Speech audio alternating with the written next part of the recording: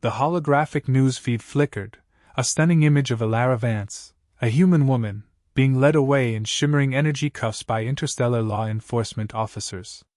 The headline screamed, "Human arrested for allegedly harboring alien slave!" This was shocking enough, painting a grim picture in the human-first society that dominated the galaxy, but the courtroom declaration that followed would shatter all preconceived notions. The alien, a slender being with luminous skin, would stand before the galaxy and call Alara Vance Father. It was a moment destined to echo through the annals of history, a collision of prejudice and profound, unconventional love. Alara Vance wasn't your typical criminal. Far from it. She was a renowned xenolinguist and historian, her quiet academic life spent deciphering ancient alien dialects and cataloging forgotten cultures. In the sprawling, technologically advanced city of Neoviridia, a beacon of human ingenuity and often human-centric ideals, Alara stood out for her unwavering advocacy for alien rights. She was a voice for the voiceless, a champion for species deemed lesser by many in this HFY future. Her apartment, nestled high in a tower overlooking the glimmering spires of Neoviridia, was a sanctuary of knowledge, filled with holographic scrolls, arcane texts, and the gentle hum of translation devices. Her days were a meticulous dance of research and teaching, far removed from the sensationalism of public outrage. Then came the sudden, violent raid. The piercing wail of Eiley sirens cut through the serene morning, followed by the brutal efficiency of their breach and clear protocols. Heavy armored officers, their faces obscured by helmets, swarmed Alara's sanctuary. They moved with a chilling precision, their weapons trained, their commands guttural and absolute. Alara, caught mid-translation of a rare Kaelin chant, found herself staring down the barrel of a plasma rifle. There was no explanation, only accusation. She was swiftly apprehended, her protests met with cold, unyielding silence. The charges were read with an almost theatrical gravitas. Violation of the Interstellar Labor Code, specifically alien enslavement. The words, meant to condemn, felt alien and twisted in the peaceful confines of her home. How could she, a tireless advocate for freedom, be accused of such a heinous crime? The very notion was a cruel joke, yet the grim faces of the Eiley officers offered no humor. Her life, once a testament to understanding and empathy, was now forcibly redefined, thrust into a maelstrom of judgment and disbelief. The world was about to watch, and the truth, whatever it was, seemed destined to be lost amidst the rising tide of xenophobia. This extraordinary tale of love, prejudice, and defiance is just beginning, and you won't want to miss a single moment of its unraveling story. The news cycle devoured Alara's arrest with a ravenous hunger. Every omniscreen, every public forum, every private comm channel buzzed with the story. The Interstellar Law Enforcement's press conference, a masterclass in controlled outrage, painted Alara as a cunning manipulator, exploiting vulnerable alien populations for reasons yet unknown.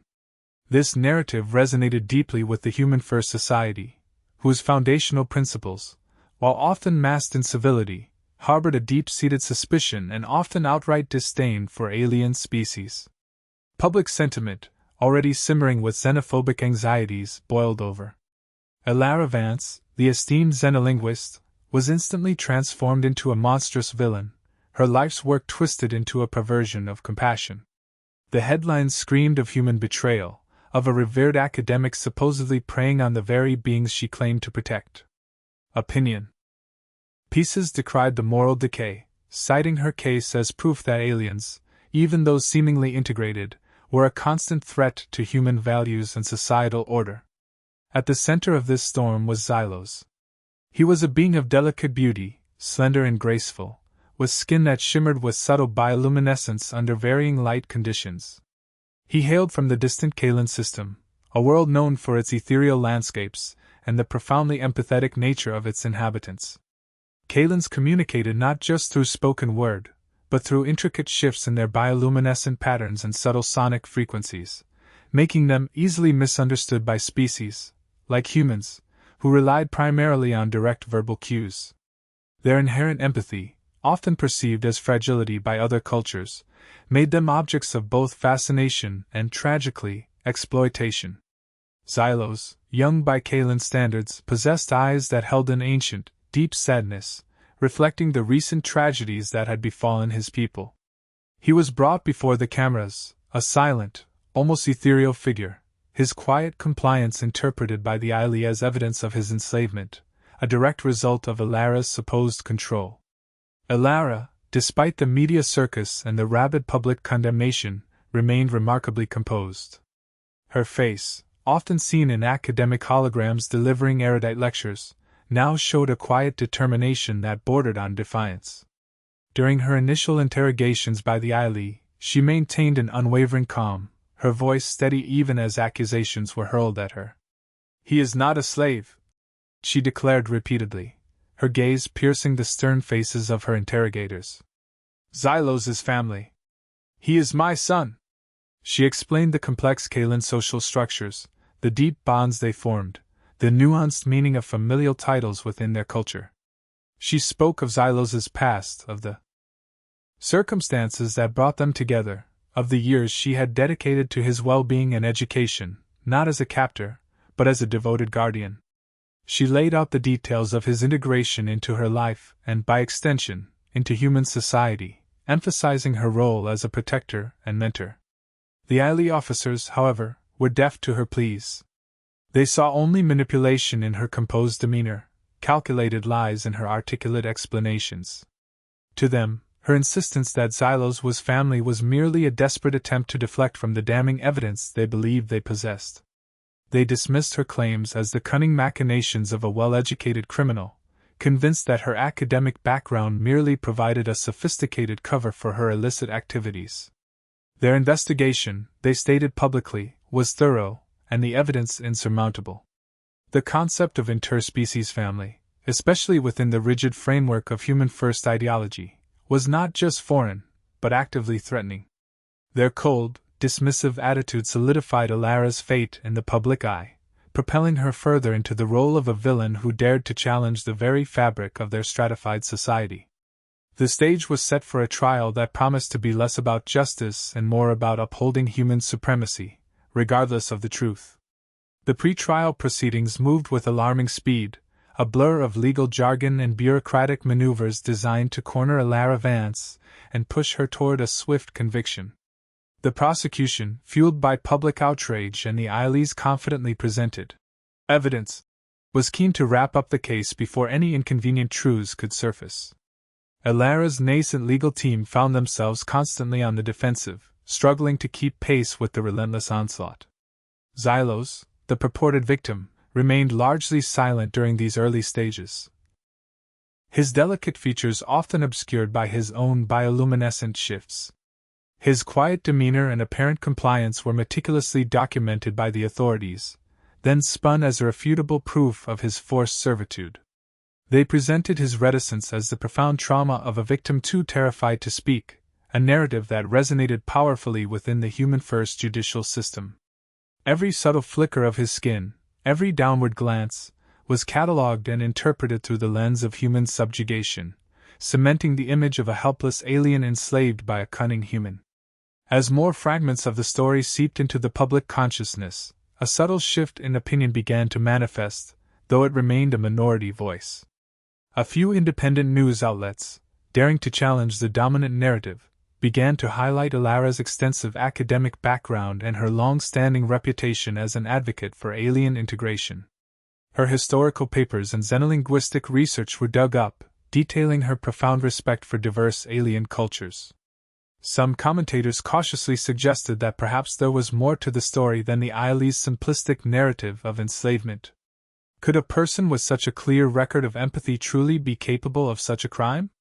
However, this nascent questioning was largely drowned out by the thunderous roar of xenophobic condemnation.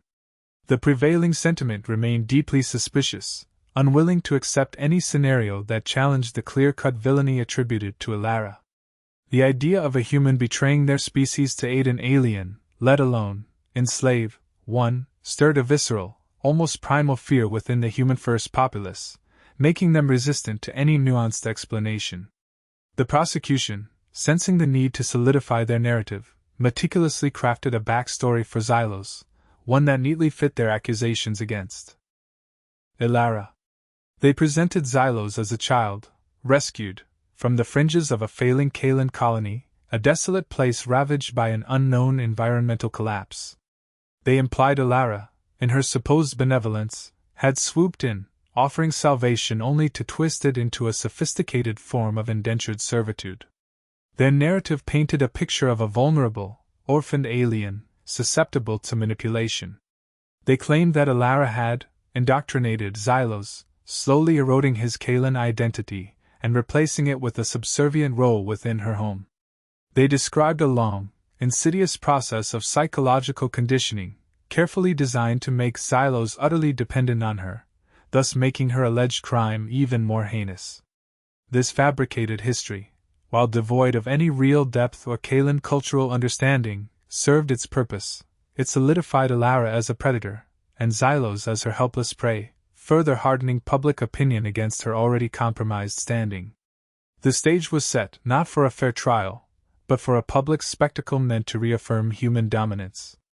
The day of the first court appearance dawned cold and unforgiving, a stark contrast to the buzzing excitement that filled the public viewing galleries. Ilara Vance entered the courtroom, her expression unreadable, her hands still cuffed, a stark symbol of her alleged criminality.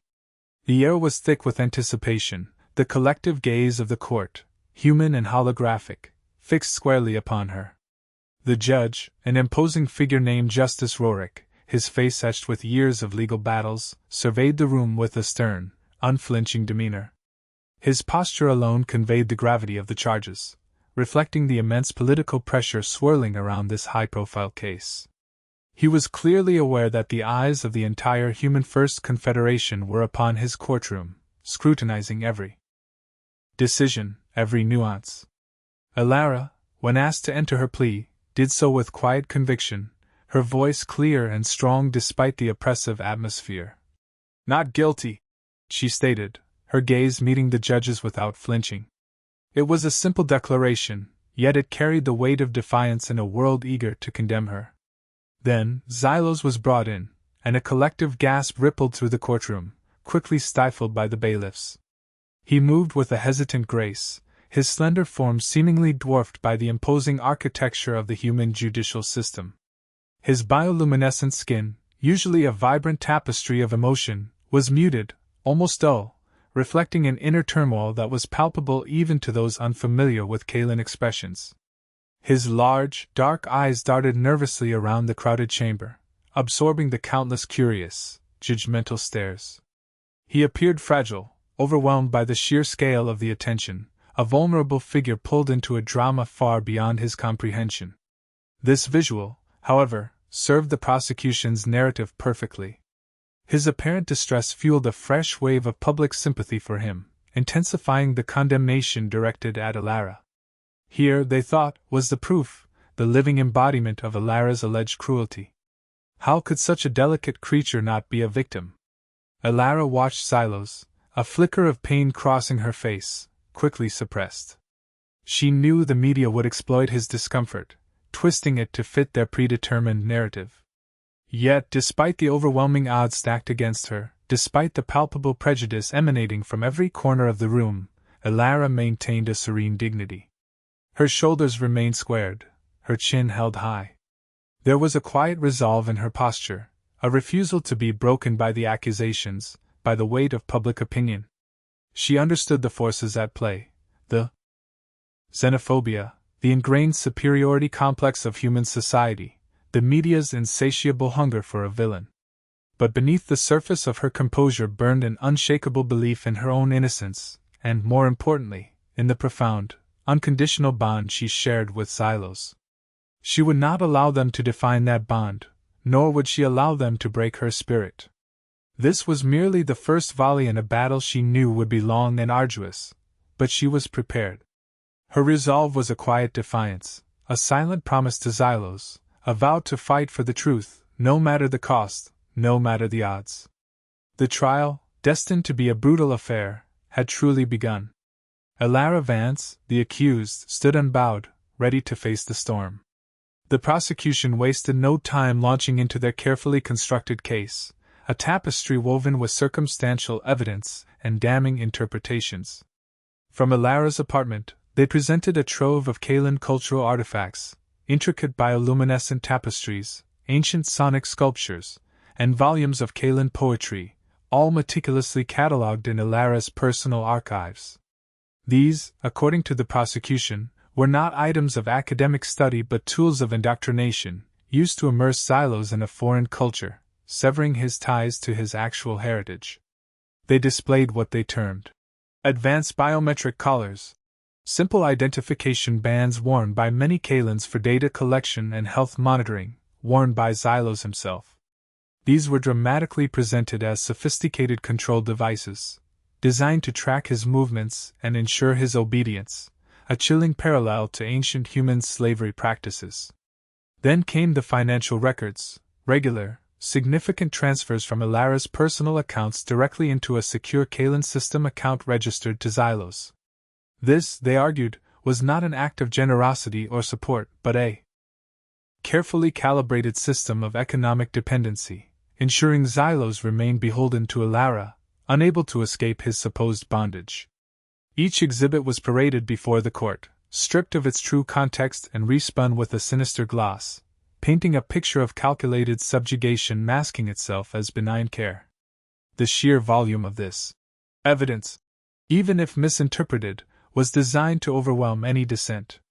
Witness after witness took the stand, all testifying for the prosecution, each narrative meticulously crafted to reinforce the slavery allegations.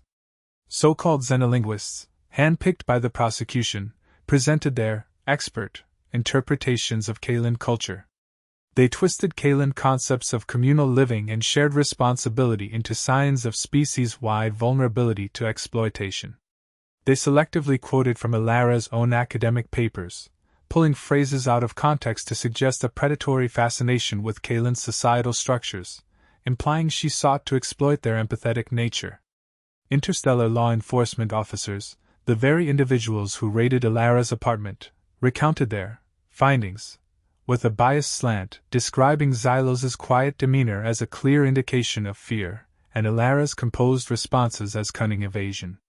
Their testimonies were filled with speculation dressed as fact, their observations filtered through a lens of suspicion and an ingrained belief in human superiority. They spoke of the unusual nature of their interspecies household, of the peculiar customs, all designed to paint Ilara's home life as anything but normal, thereby rendering it suspicious and, ultimately, incriminating.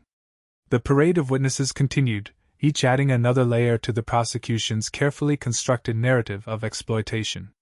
With each piece of evidence, each biased testimony, a growing despair settled over Ilara's legal team. Her lead attorney, Anya Sharma, a sharp and dedicated defender, found herself constantly struggling against a tidal wave of prejudice and misinterpretation. The prosecution had laid a foundation so deeply rooted in the public's xenophobia that every attempt to inject truth or nuance seemed to crumble against it.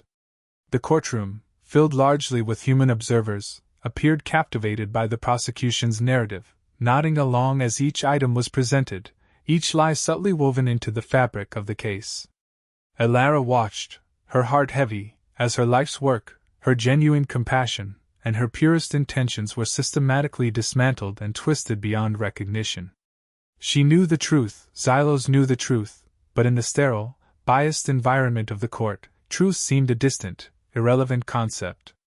The defense struggled to find purchase, each rebuttal met with skepticism, each attempt to explain Kaelan culture dismissed as an attempt to obfuscate. The weight of public opinion, heavily influenced by the prosecution's relentless narrative, pressed down, threatening to crush any hope of a fair hearing. The prosecution, having established its sensational narrative of Ilara's alleged exploitation, now pivoted to dissect her past, eager to unearth any detail that could further solidify their claim. They delved deep into her academic records, digging through years of research papers, lectures, and field notes concerning Kaelan's societal structures. They painstakingly highlighted her extensive study of Kaelan family units, their complex social hierarchies, and their unique communication methods. This wasn't presented as academic diligence, but rather as an unhealthy obsession, an almost predatory focus on a particular species. Testimonies from former colleagues, carefully selected and subtly coerced, painted a picture of Elara as brilliant, yet perhaps too engrossed in her exotic subjects, hinting at a blurring of lines between academic inquiry and personal involvement. One former associate, under oath, recalled Elara's passionate arguments about the Kaylin capacity for deep, unconditional bonds, and how this could be easily misunderstood by other species. The prosecution warped this into a sinister justification, suggesting Elara had meticulously studied Kaylin vulnerabilities precisely to exploit them, to create a perfect, subservient companion. They argued that her profound knowledge of their culture wasn't born of respect, but of a calculated desire to manipulate their trusting nature for her own selfish ends. Her life's work, once a source of pride and enlightenment, was now surgically dismembered and reassembled into a weapon against her, each piece twisted to imply a dark, hidden agenda. A brief, almost dismissive, mention was made of the Kaylin concept of father. The defense briefly attempted to introduce it, but the prosecution immediately countered, framing it as a desperate manipulation tactic on Elara's part. They brought in their own cultural expert, a human scholar with a superficial understanding of Kaylin customs, who confidently declared that any Kaylin using such a term for a human was merely reflecting a learned behavior, a mimicry devoid of genuine meaning. This expert testified that Kaylin terms for guardianship were far more complex and culturally specific than simple human equivalents, suggesting Elara had deliberately simplified and distorted the Kaylin term to suit her narrative of paternal care, when in reality it was merely a linguistic convenience to mask true subjugation. The prosecution painted a picture of Elara seeding the idea of father into Xylos's mind, knowing its profound emotional weight in human culture, to elicit sympathy and mislead the court. They argued that the very notion of an alien calling a human father was fundamentally unnatural, a product of Elara's coercive environment. They dismissed it as an emotional plea, an attempt to tug at human heartstrings rather than present actual evidence of a loving, consensual relationship. The concept, so central to Elara's defense, was quickly and forcefully sidelined, buried under a mountain of skepticism and human-centric interpretation. The relentless assault took its toll. Elara, despite her initial composure, felt the mounting pressure. Each day, another piece of her life, another cherished memory, another noble intention was dragged into the harsh glare of the public eye and systematically dismantled. Her academic integrity, the very foundation of her professional identity, was being shredded. Her genuine love and care for Xylos, a bond she held sacred, was being portrayed as a monstrous perversion. The media, ever hungry for sensationalism, amplified every accusation, every insinuation, twisting public perception further. She saw the faces in the jury box, their initial skepticism hardening into what looked like conviction. The emotional toll was immense. She felt a profound weariness, not just from the legal battle, but from the spiritual exhaustion of watching everything she believed in, everything she had striven for, desecrated. The weight of societal prejudice, the sheer force of the human-first ideology, seemed an insurmountable obstacle. Yet, deep within, a spark of defiance still flickered. She knew her truth, and she knew Xylos's. She just had to find a way to make the galaxy believe it. The defense's turn was coming, but the prosecution had already painted such a vivid, damning picture, it felt like an impossible task. Anya Sharma, Elara's lawyer, stepped forward, her expression a stark contrast to the prosecution's theatricality. She began her opening statement with a calm, measured tone, a deliberate counterpoint to the emotional rhetoric that had preceded her. "Members of the jury, Your Honor," she started, her voice resonating clearly through the courtroom. "We have heard a compelling, if deeply misleading, narrative over the past days. You have been presented with a story spun from prejudice, twisting genuine care into malicious intent. My client, Elara Vance, is not a villain, she is a humanist, a scholar, and most importantly, a loving guardian. We intend to prove her innocence by illuminating the profound cultural misunderstandings that have fueled this prosecution." Anya spoke of the vast diversity of sentient life in the galaxy, emphasizing that human frameworks of understanding, however well-intentioned, often fell short when applied to alien species. She carefully laid the groundwork for challenging the prosecution's entire premise, not by refuting every fabricated claim directly, but by undermining the very foundations of their biased interpretations. We will demonstrate that what the prosecution perceives as enslavement is in fact a deeply personal and culturally resonant bond, understood completely within the context of Kalen's society. We ask you to set aside preconceived notions, to open your minds to the possibility that genuine love and family can transcend species, that the very definitions we hold sacred might be too narrow to encompass the boundless complexity of the universe. Her plea was not for sympathy, but for intellectual curiosity, for a willingness to see beyond the human-first dogma that permeated their society. She knew this would be an uphill battle, but she was prepared to fight for every inch of ground. One of the greatest challenges, Anya explained, was the profound difficulty in communicating Xylos's true feelings and experiences within the rigid confines of a human legal setting. Kalen communication, as elucidated by Alara in her earlier academic work, was a rich tapestry of bioluminescent patterns, subtle sonic frequencies, and empathic resonance, capabilities that humans largely lacked. Direct translation, even with the most advanced xenolinguistic implants, stripped away much of the nuance, the emotional depth, and the cultural context. Xylos's quietness in court, his seemingly meek demeanor, was not fear or subjugation, but an overwhelming sensory overload and a fundamental inability to articulate the complexities of his Kalen's soul in a simple, human tongue. His species communicated with their entire being, a symphony of light and feeling, which was impossible to translate into direct, declarative sentences demanded by the court. Anya argued that interpreting his reticence as evidence of coercion was a profound cultural injustice, a failure to acknowledge the very essence of his being. The court, however, remained largely unswayed. Justice Roerich, while allowing Anya her opening, maintained his stern, almost skeptical, expression. The jury members, their faces reflecting a mix of bewilderment and ingrained suspicion, shifted uncomfortably in their seats. The prosecution's initial presentation had been so strong, so emotionally charged, that it had etched itself deeply into their minds. The societal biases, the deeply ingrained human-first sentiments, were a formidable barrier.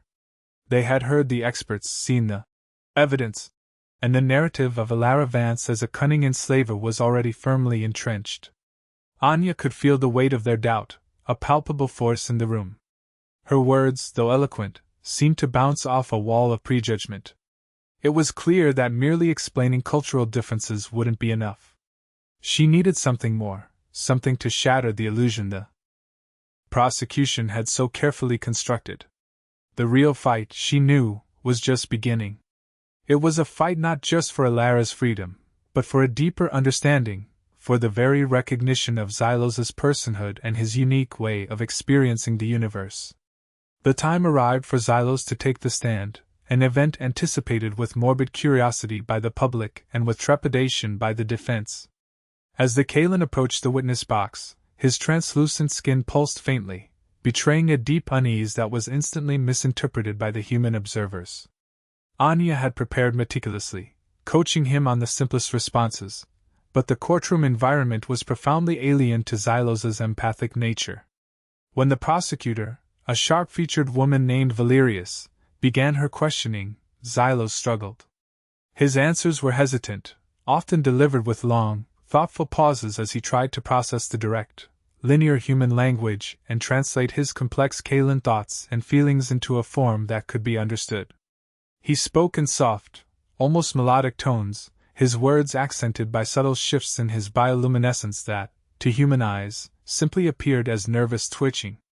He attempted to explain his relationship with Alara, using Kalen concepts that simply had no direct human equivalent.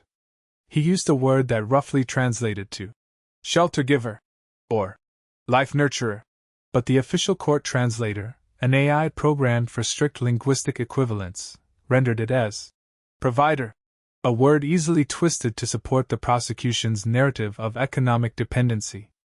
The nuances of his Kalen speech, the deeply felt connection that resonated through his vocalizations and skin patterns, were lost in translation, flattened into simplistic, often misleading, human terms.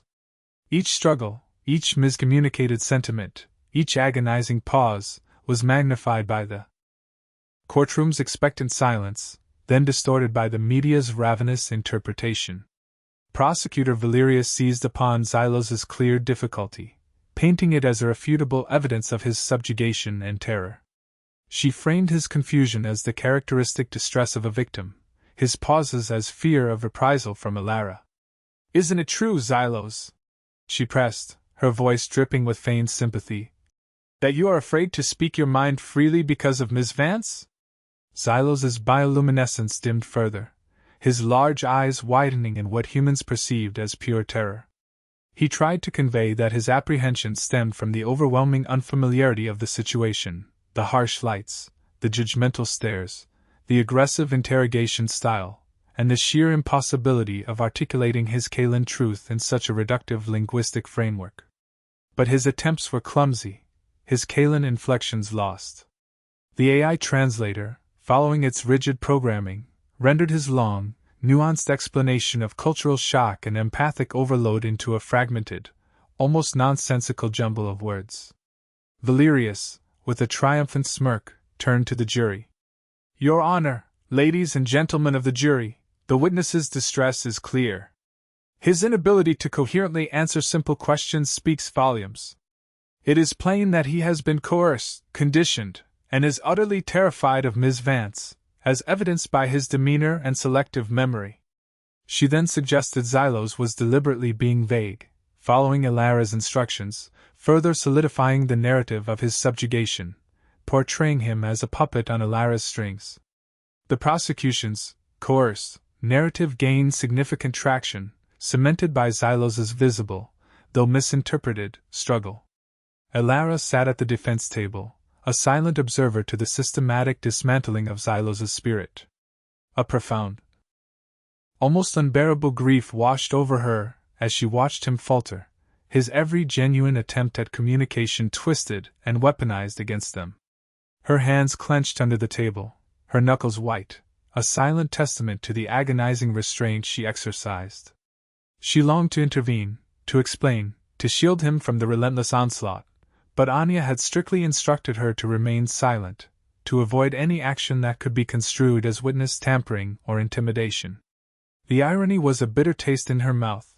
She, who had dedicated her life to building bridges of understanding, was now powerless to bridge the chasm between Kaelan and human communication, even for the one she loved most. Her heart ached for Xylos, for the injustice being perpetrated against his gentle nature, for the way his beautiful, complex being was being reduced to a mere pawn in a human legal game. In that moment, watching his evident torment, she felt a profound helplessness, a raw, silent grief that transcended the fear for her own fate. Her own trial, her own freedom, seemed secondary to the pain of witnessing Xylos's unacknowledged suffering, his truth silenced by a system uninterested in true understanding. It was a cruel mockery of justice, and she could only bear witness, her agony etched deep within her soul. The weight of that silent grief, however, was about to be challenged. Anya Sharma, seizing the desperate opportunity presented by Xylos's misinterpreted testimony, called her next witness. Dr. Eris Thorne, a renowned independent xenolinguist with a specialization in nonlinear communication and empathic species, approached the stand. His presence alone offered a glimmer of academic rigor that had been largely absent from the prosecution's parade of biased experts. Dr. Thorne began by systematically dismantling the simplistic human assumptions about Kaelan language. He explained that Kaelan communication was not merely about words, but about a holistic exchange involving bioluminescent patterns, subtle pheromonal shifts, and deeply resonant vocalizations that conveyed emotional states and intricate social contexts with far greater precision than any human language. He detailed how direct, linear translation was inherently reductive, incapable of capturing the profound nuances of Kaelan expression. What an AI might translate as a single word could, in Kaelan, embody an entire paragraph of contextual meaning, emotional history, and social implication. This, he asserted, was why Xylos struggled so profoundly. He wasn't being evasive, he was trying to pour the ocean of Kalen experience into a human thimble. Dr. Thorne then delved into the specific Kalen concept of father, a term the prosecution had so casually dismissed. He explained that in Kalen culture, biological parentage, while acknowledged, held far less significance than the chosen, spiritual, and communal guardianship that defined true familial bonds. A Kalen father was not merely a biological progenitor or even solely a provider of resources, as in human terms. Instead, the Kalen father was a deeply revered figure who chose to take on the responsibility of nurturing, protecting, and guiding another Kalen's spiritual and emotional development, providing profound sustenance to their very being. It was a role freely chosen, often transcending bloodlines, and carrying with it an immense weight of responsibility and unconditional love. This chosen guardian was responsible for teaching core values, imparting wisdom, and ensuring the ward's complete integration into their complex empathic society. To be called father by a Kalen was an honor of the highest order, a declaration of profound trust and belonging, signifying a bond far deeper than typical human parental relationships. It was a sacred title bestowed upon someone who provided not just physical care, but spiritual and emotional sanctuary, fostering growth and identity in a way that resonated through the Kalen's entire empathic network. It implied a self-sacrificing devotion and an unbreakable commitment to the other's well-being, an ultimate expression of care. As Dr. Thorne meticulously explained these intricacies, a subtle but definite shift began to occur among the jury members. Their initial expressions of unwavering conviction slowly gave way to confusion, then a nascent curiosity. Some exchanged glances, a few even leaned forward, their brows furrowed in thought. The prosecution's monolithic case, built on simple, human-centric interpretations, began to show its first cracks. The idea that Kalen culture possessed such sophisticated and profound concepts of family and guardianship, so utterly different from their own, introduced an element of doubt that had previously been absent. The judge, Justice Roerick, too, seemed to listen with a newfound attentiveness, occasionally making notes on his datapad. The air in the courtroom, thick with prejudice, now carried a faint current of intellectual challenge. It was a small shift, but for Alara and Anya, it was a crucial, desperately needed glimmer of hope, proving that perhaps, just perhaps, the truth could still find a way to pierce through the heavy veil of human-first ideology. The seeds of understanding, however fragile, had finally been planted. The seeds of understanding, however fragile, had finally been planted.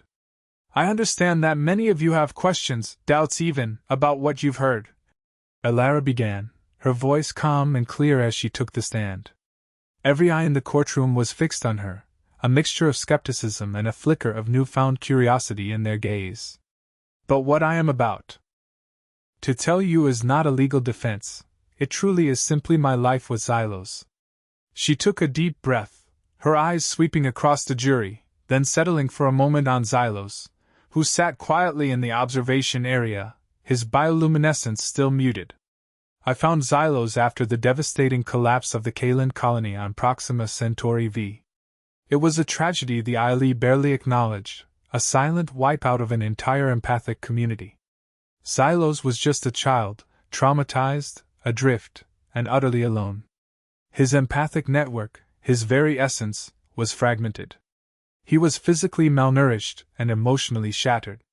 The Kalen species is highly sensitive. Such a loss can be fatal emotionally. I didn't take him. I pleaded with the remaining relief workers to allow me to care for him, to provide him with the structured, loving environment he desperately needed to even survive. She recounted the early days with a gentle solemnity, painting a picture of patient, unwavering dedication. I spent months simply holding him, allowing him to absorb my presence, to rebuild the fragments of his neural pathways. Kalens learn through intense emotional and empathic connection. I wasn't teaching him to be subservient. I was teaching him how to be again.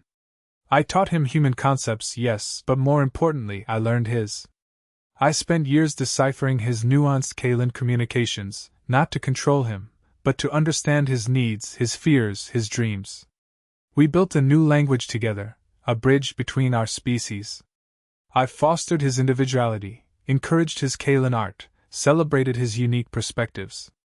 My home became a sanctuary where he could heal, grow, and integrate, not just into a new society, but into himself once more.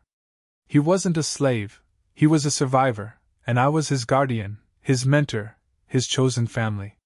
He called me father not out of programmed obedience, but because, in his Kalen heart, that is genuinely what I became for him, the one who gave him back his life, his purpose, his sense of belonging. She spoke of the late-night studies, the shared laughter over Kalen proverbs, the quiet moments of connection that formed the bedrock of their unique bond. She described how she helped him navigate human customs, always ensuring his Kalen identity was respected and protected. The prosecution's cross-examination began with Valerius, her face a mask of aggressive skepticism. "Ms. Vance, isn't it true that you stood to gain significant academic prestige from rescuing and studying a rare, traumatized Kalen? That this was an unparalleled opportunity for your xenolinguistic research?"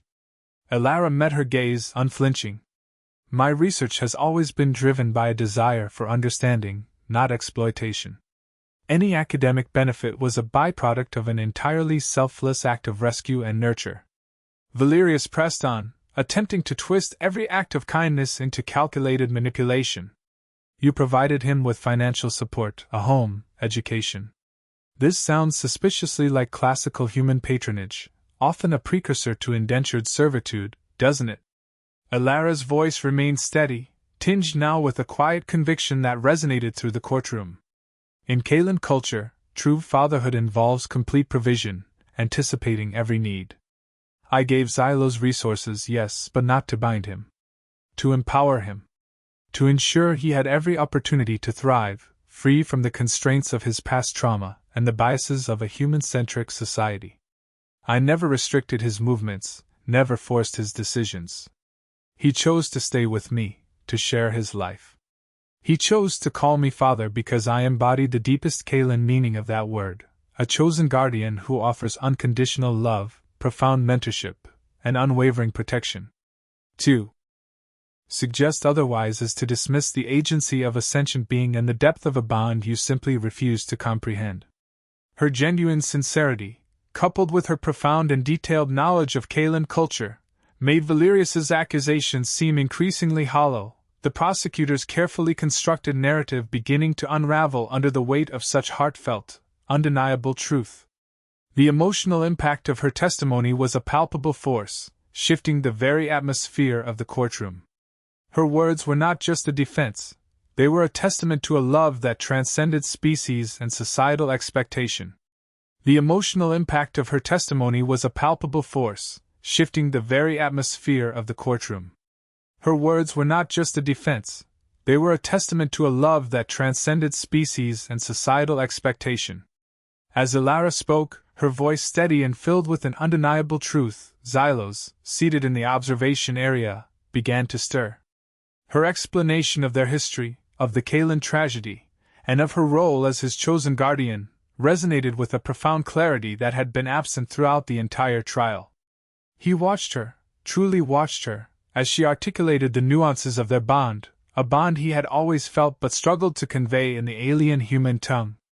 The fear and confusion that had clouded his perception since the Aili raids slowly began to recede, replaced by a dawning understanding.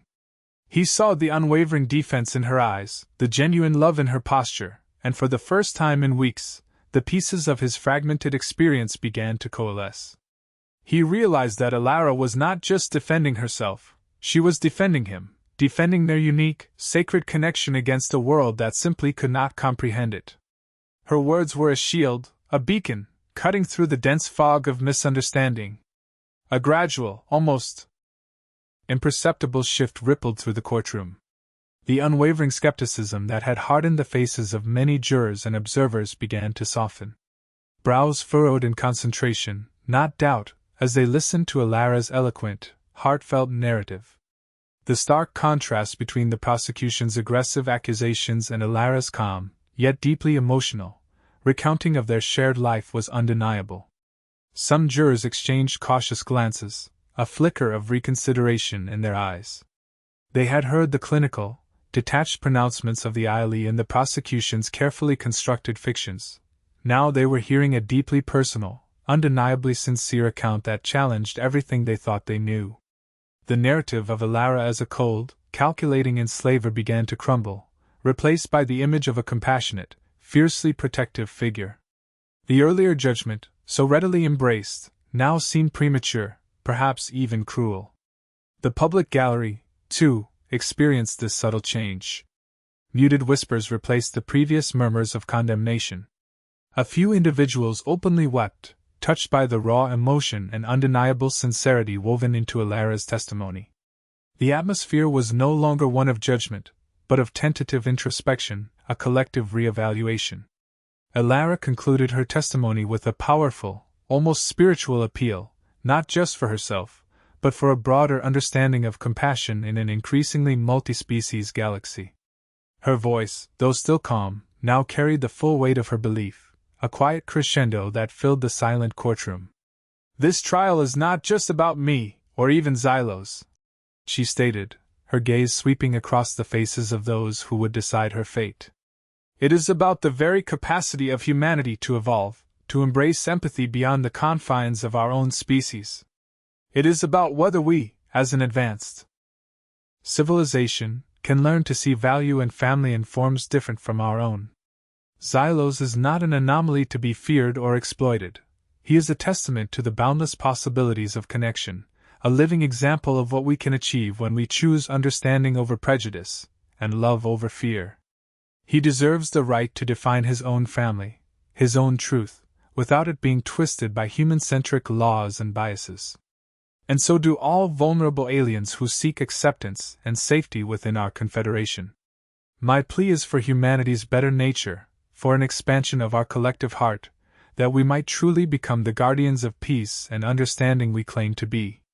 Her words hung in the air, a profound question posed to the very core of human identity and its future in the vast, diverse cosmos.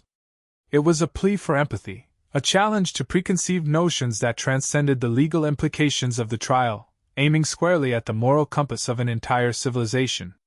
The emotional impact of her testimony was a palpable force, shifting the very atmosphere of the courtroom. Her words were not just a defense, they were a testament to a love that transcended species and societal expectation. As Alara spoke, her voice steady and filled with an undeniable truth, Xylos, seated in the observation area, began to stir. Her explanation of their history, of the Kaelan tragedy, and of her role as his chosen guardian, resonated with a profound clarity that had been absent throughout the entire trial. He watched her, truly watched her, as she articulated the nuances of their bond, a bond he had always felt but struggled to convey in the alien human tongue. The fear and confusion that had clouded his perception since the Aili raids slowly began to recede, replaced by a dawning understanding. He saw the unwavering defense in her eyes, the genuine love in her posture, and, for the first time in weeks, the pieces of his fragmented experience began to coalesce. He realized that Alara was not just defending herself, she was defending him, defending their unique, sacred connection against a world that simply could not comprehend it. Her words were a shield, a beacon, cutting through the dense fog of misunderstanding.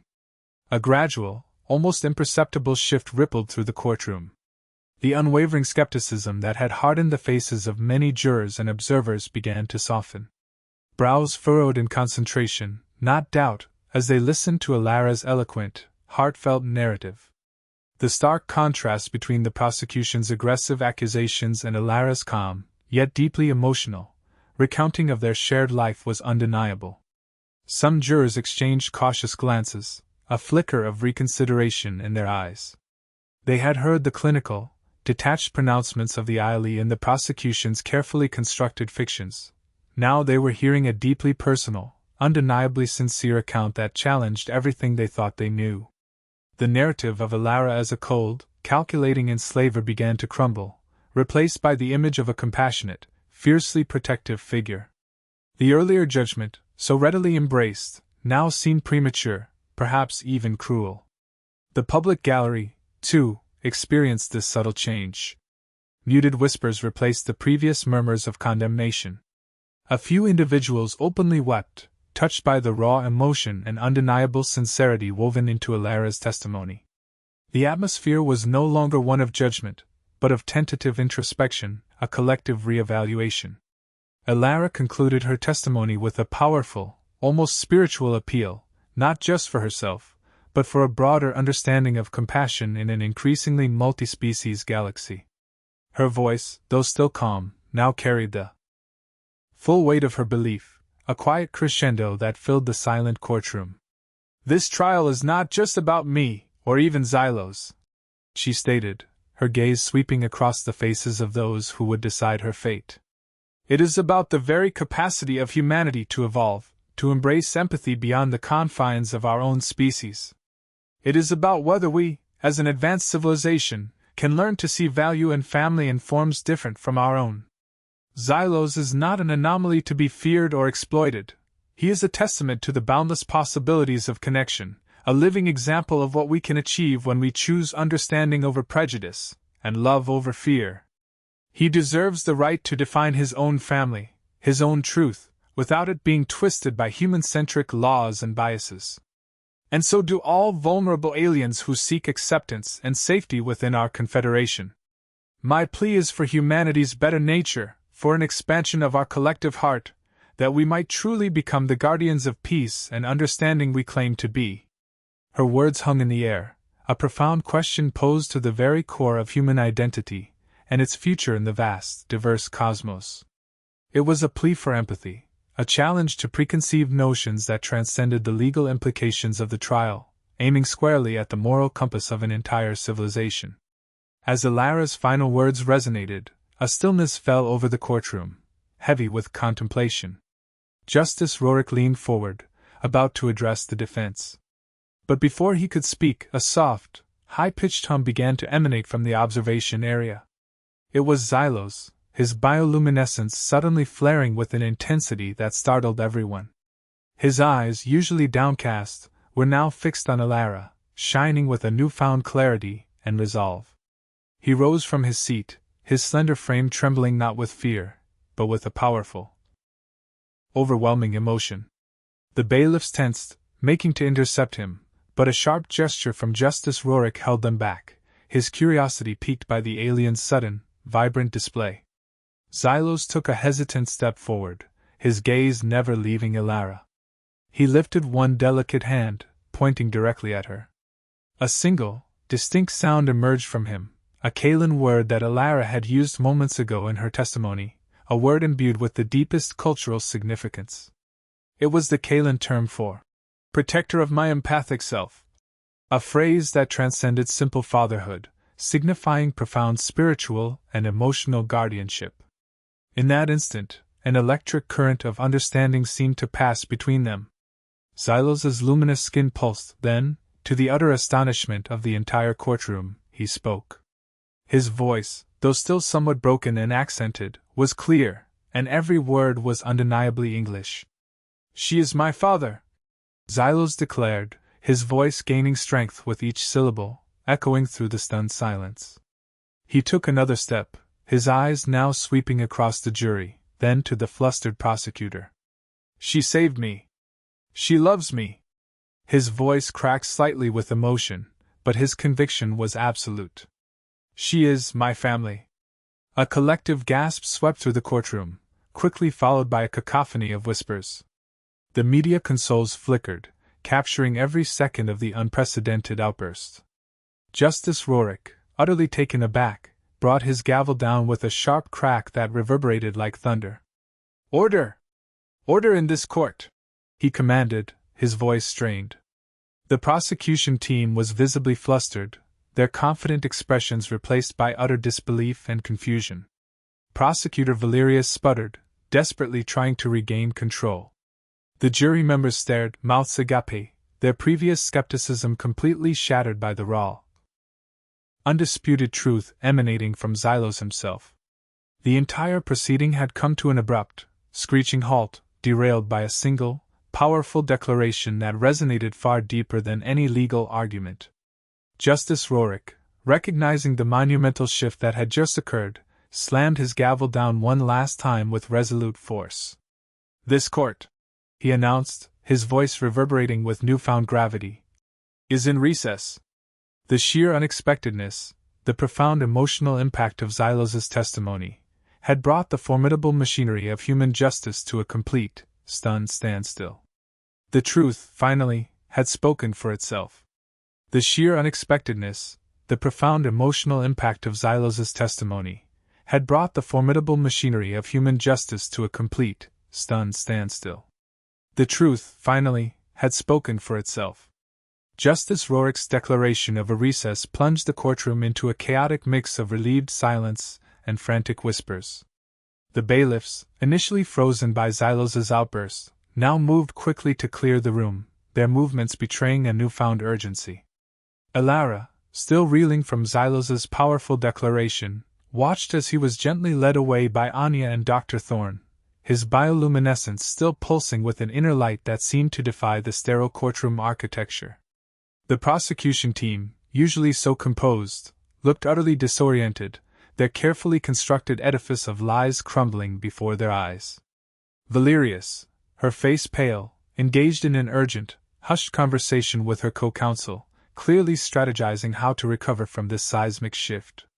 The media, however, was already in a frenzy, their holographic feeds alive with Xylos's image and his astonishing words.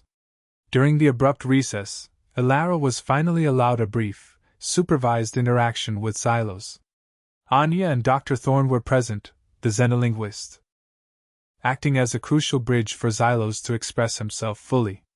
The Kaelin, now calmer but still intensely emotional, began to explain, with Dr. Thorne's empathic translation and additional Kaelin phrases, the true depth of his earlier words. He conveyed that calling Elara father was not merely a linguistic translation, but an acknowledgement of a profound, spiritual connection that permeated his entire being. He described how Elara had painstakingly rebuilt his empathic network after the colony's collapse, patiently guiding him through his grief and trauma. He spoke of how she had taught him not just language, but resilience, self-worth, and the courage to exist in a world that often sought to diminish him. His broken English declaration in court, though simplistic, was the most direct and potent way he could think to convey this ultimate truth in a human context, a desperate attempt to protect the one who had protected him. He explained that Elara had given him a new life, a true family, not just biologically, but in the deepest, most sacred Kaelin sense of chosen belonging and unwavering devotion. As Xylos poured out his heart, his bioluminescence shifted from nervous flickers to warm, steady hues, reflecting his sincerity and relief at finally being understood. Dr. Thorne meticulously translated the nuances, explaining how the Kaelin concept of father far surpassed human definitions of parental roles, encompassing a multidimensional guardianship of spirit, mind, and body. It was a bond forged through shared suffering and rebuilt through unconditional love, a testament to profound interspecies connection. This was not a power dynamic, Xylos insisted, but a symbiotic relationship built on mutual respect and boundless affection. Elara listened, tears finally streaming freely down her face, overwhelmed with emotion. To hear Xylos articulate their connection so clearly and purely was a vindication far more powerful than any legal verdict.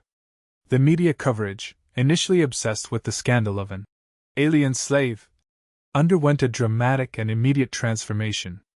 Xylos's unscripted, heartfelt declaration reverberated across the galaxy, challenging the entrenched xenophobia of human-first society. The narrative of an evil enslaver crumbled instantly, replaced by a sensational and deeply moving story of profound interspecies bond. News channels replayed Xylos's words endlessly, dissecting their meaning, analyzing his raw emotion. Public opinion, once staunchly against Elara, began to swing wildly in her favor. The image of the calculating exploiter evaporated, replaced by a compassionate rescuer, a true humanitarian who had transcended societal barriers. Commentators, initially quick to condemn, now praised Elara's courage and Xylos's unprecedented act of loyalty. The story of a gentle alien calling his human guardian, father, became an instant legend, a beacon of hope for genuine understanding across species. The trial, once a symbol of human supremacy, was now poised to become a powerful testament to the boundless nature of love and family. The sheer unexpectedness, the profound emotional impact of Xylos's testimony, had brought the formidable machinery of human justice to a complete, stunned standstill. The truth, finally, had spoken for itself. Justice Rorick's declaration of a recess plunged the courtroom into a chaotic mix of relieved silence and frantic whispers. The bailiffs, initially frozen by Xylos's outburst, now moved quickly to clear the room, their movements betraying a newfound urgency. Elara, still reeling from Xylos's powerful declaration, watched as he was gently led away by Anya and Dr. Thorne, his bioluminescence still pulsing with an inner light that seemed to defy the sterile courtroom architecture. The prosecution team, usually so composed, looked utterly disoriented, their carefully constructed edifice of lies crumbling before their eyes. Valerius, her face pale, engaged in an urgent, hushed conversation with her co-counsel, clearly strategizing how to recover from this seismic shift. The media, however, was already in a frenzy, their holographic feeds alive with Xylos's image and his astonishing words. During the abrupt recess, Elara was finally allowed a brief, supervised interaction with Xylos. Anya and Dr. Thorne were present, the xenolinguist acting as a crucial bridge for Xylos to express himself fully. The Kaelin, now calmer but still intensely emotional, began to explain, with Dr. Thorne's empathic translation and additional Kaelin phrases, the true depth of his earlier words. He conveyed that calling Elara father was not merely a linguistic translation, but an acknowledgement of a profound, spiritual connection that permeated his entire being. He described how Elara had painstakingly rebuilt his empathic network after the colony's collapse, patiently guiding him through his grief and trauma. He spoke of how she had taught him not just language, but resilience, self-worth, and the courage to exist in a world that often sought to diminish him. His broken English declaration in court, though simplistic, was the most direct and potent way he could think to convey this ultimate truth in a human context, a desperate attempt to protect the one who had protected him.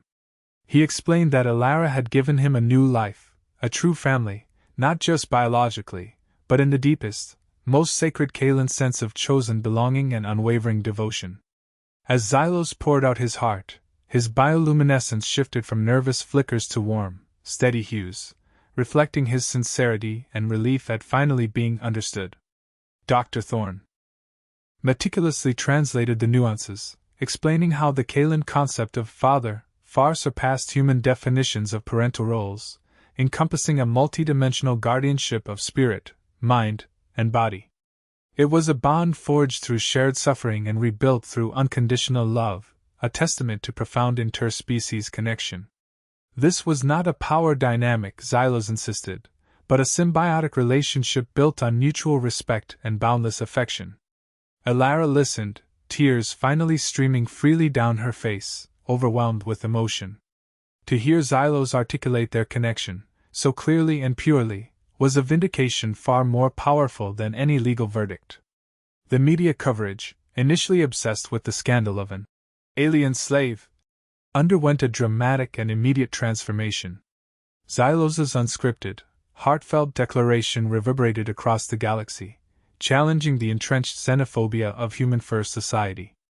The narrative of an evil enslaver crumbled instantly, replaced by a sensational and deeply moving story of profound interspecies bond. News channels replayed Xylos's words endlessly, dissecting their meaning, analyzing his raw emotion. Public opinion, once staunchly against Elara, began to swing wildly in her favor. The image of the calculating exploiter evaporated, replaced by a compassionate rescuer, a true humanitarian who had transcended societal barriers. Commentators, initially quick to condemn, now praised Elara's courage and Xylos's unprecedented act of loyalty.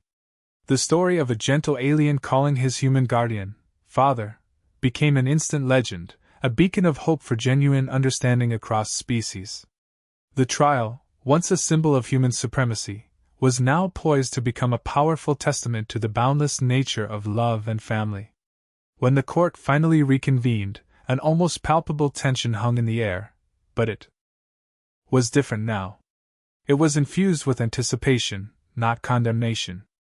Prosecutor Valerius, her face grim, addressed the bench.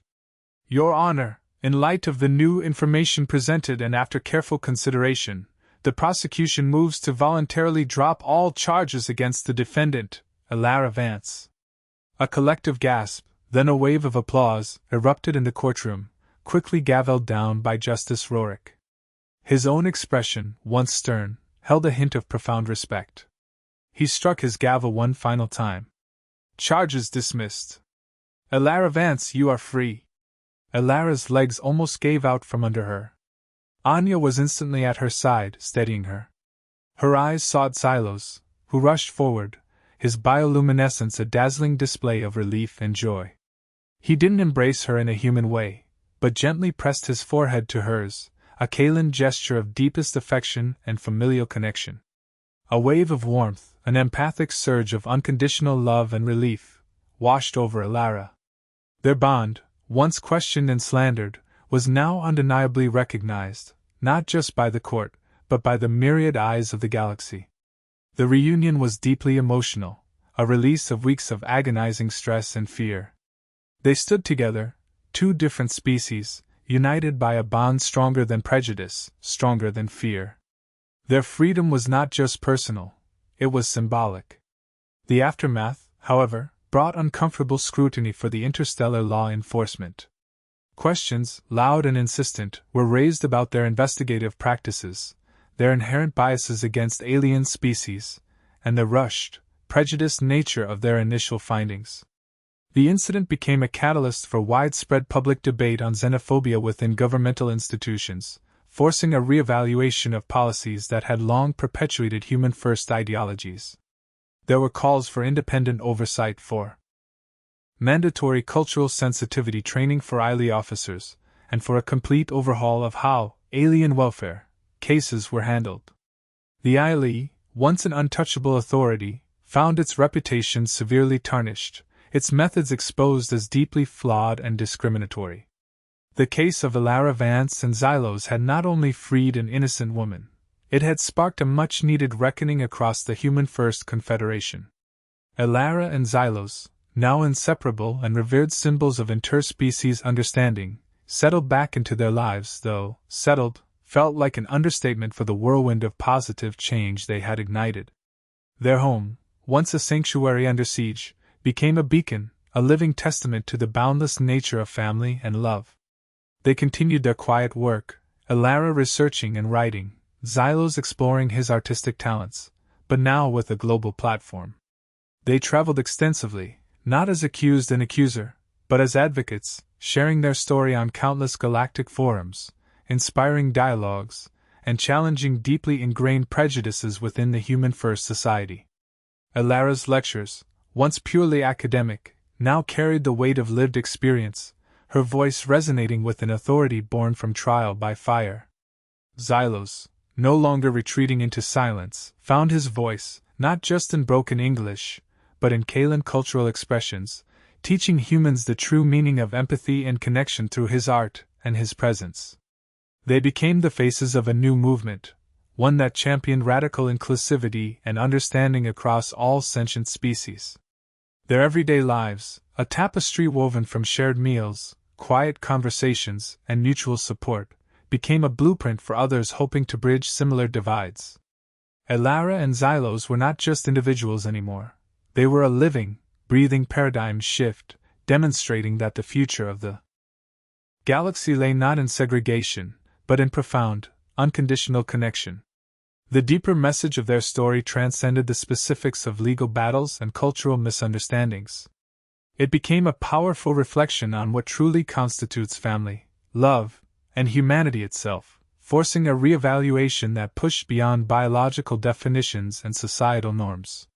Their journey illuminated the profound truth that family is not solely defined by shared DNA or even species, but by shared experiences, mutual respect, unwavering support, and an unconditional commitment to another's well-being. Love, they showed, is not a human exclusive. It is a universal force that can bind a xenolinguist and a Kaelan, transforming cultural gaps into bridges of understanding. Humanity, in its truest sense, was revealed not as a species-specific trait, but as the capacity for empathy, compassion, and the courage to challenge one's own biases. Their story asked the fundamental question, what does it mean to be truly human in a multi-species galaxy? And their answer, rendered through their indelible bond, was that true humanity lies in the ability to love, protect, and accept those who are different, offering a home not just within four walls, but within one's heart. They proved that the most advanced technology or legal systems pale in comparison to the simple, profound power of genuine connection, transcending the limitations of form, language, and origin. Their narrative became a timeless fable, whispered across star systems, urging beings to look beyond the surface, to listen with their hearts, and to embrace the infinite spectrum of existence. Thank you for joining us on Alara and Xylos's incredible journey. If this story moved you, if it sparked a flicker of empathy or challenged your perceptions, please take a moment to like this video, share it with others who might benefit from its message, and subscribe to our channel for more tales that dare to explore the extraordinary depths of life across the cosmos. Your support helps us continue to bring these powerful narratives to light. And we genuinely want to hear from you. Tell us in the comments below what you think about Alara and Xylos's incredible bond, how their story resonated with you, or what lessons you believe humanity can learn from their experience. We believe their journey is just the beginning of a larger conversation that needs to happen throughout the galaxy. Watch our next video, where we explore the groundbreaking implications of interspecies adoption policies being debated on Xylos's homeworld, a direct consequence of their courageous stand.